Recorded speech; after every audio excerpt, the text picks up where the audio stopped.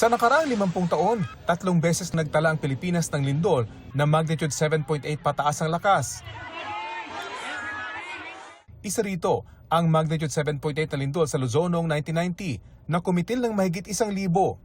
Naitala sa lupa sa Rizal, Nueva Ecija ang epicenter ng lindol. Matinding pagyanig ang idinulot nito sa Baguio City, Camaratuan City, Dagupan City at San Fernando City hanggang sa Metro Manila. Ang isa pa ay noong 1976, halos 50 taon na ang nakakaraan. Ang magnitude 8.1 na lindol na tumama sa Moro Gulf at nagdulot ng mapaminsalang tsunami sa Sulu Archipelago, Southern Mindanao at Zamboanga Peninsula. Ayon sa PHIVOLCS, tumama ang lindol pasado hating gabi kung kailan marami nang natutulog. Tinatayang 8,000 ang nasawi, mahigit 10,000 ang nasugatan, mahigit 70,000 ang nawala ng tirahan. Umabot po ng 8,000 yung mga casualties during that time, noong 1976, dahil sa wala pa po tayo mga early warning system during that time. Gaya ng lindol noong 1976, paggalaw sa Cotabato Trench ang pinagmulan ng magnitude 7.8 na pagyanig sa Sarangani. Parehong sa dagat ang epicenter ng dalawang lindol. Pareho rin intensity 8 o very destructive, ang pinakamataas na naitalang intensity. Pero mas mababa ang tsunami na idinulot ng lindol sa Sarangani noong 1976. 85% ng mga pagkamatay noon dulot ng tsunami ayon sa PHIVOLCS. Umabot po yun ng 9 meters po yung tsunami height nung nangyari po noong 1976.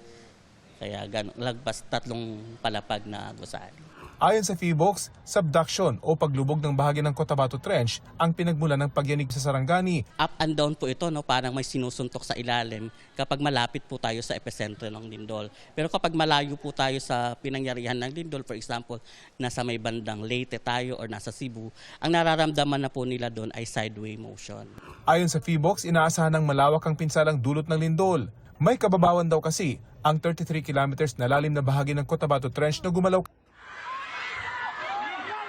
Tumagal din ng halos 1 minuto ang paggalaw ng lupa. Dahil sa medyo may katagalan po yung pag-uga ng lupa, kaya medyo marami din pong mga pinsalang or damage na nangyari po doon. Lalo na kasi na medyo malapit sa epicentral area yung mga gusali na po na ito. Dati nang sinabi ng PHIVOLCS na may tuturing na mababaw kung mababa sa 30 kilometers ang lalim ng epicenter. Halimbawa ang magnitude 6.9 na lindol sa Bogo, Cebu noong September 30, may lalim lang na 5 kilometro. 79 ang nasawi.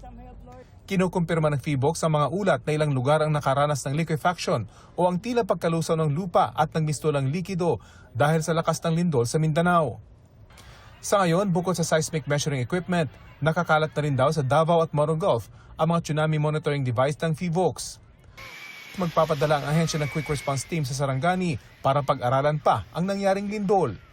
Ang Office of Civil Defense at National Disaster Risk Reduction and Management Council ang inatasan ni Pangulong Bongbong Marcos na manguna sa pagtugon sa sakuna.